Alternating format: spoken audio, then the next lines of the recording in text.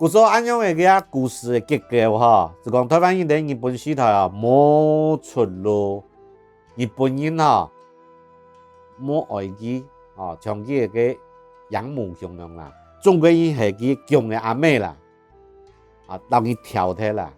啊，两个阿妹哈，全无爱机，台湾人哦就像安样某人写嘅故意啊，安样扭曲嘅个形象啊。看台湾历史哦，特别在1976年，台湾推出联合国，当然国名就用中华民国啦。实际上，美国是老台湾团购，安样的时代啦，背景。再来看下亚细亚孤儿，从日本时代了总结了台湾人的形象啊，创作完成以后30年。都推出啊，因当的联合国人聚焦啦哈，安样的个时代哦，那台湾唔单讲的故意，还个世界的故意啊，无人相依啦，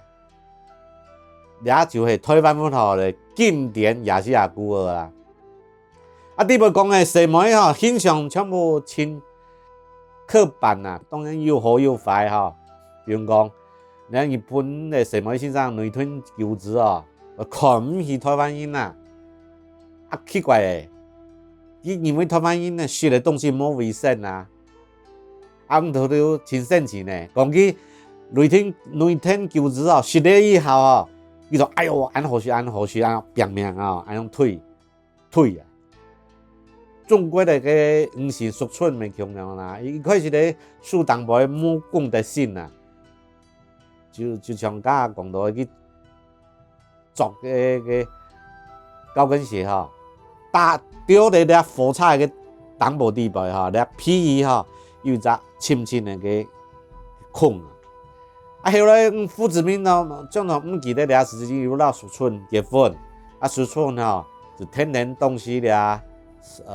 像那个五行主义啊、结婚啊、平等啊。不过，你说春吼，你生发当中吼，冇去做该条嘛个平等该条事情啦，就喝酒啦、跳舞啦、打麻将啦，冇上到往去甲伊传钱哈，来扣俩经济的俩吃足啦，韩国俩参加经济制度的改错啦，一种罪啦，安样的一只什么啦？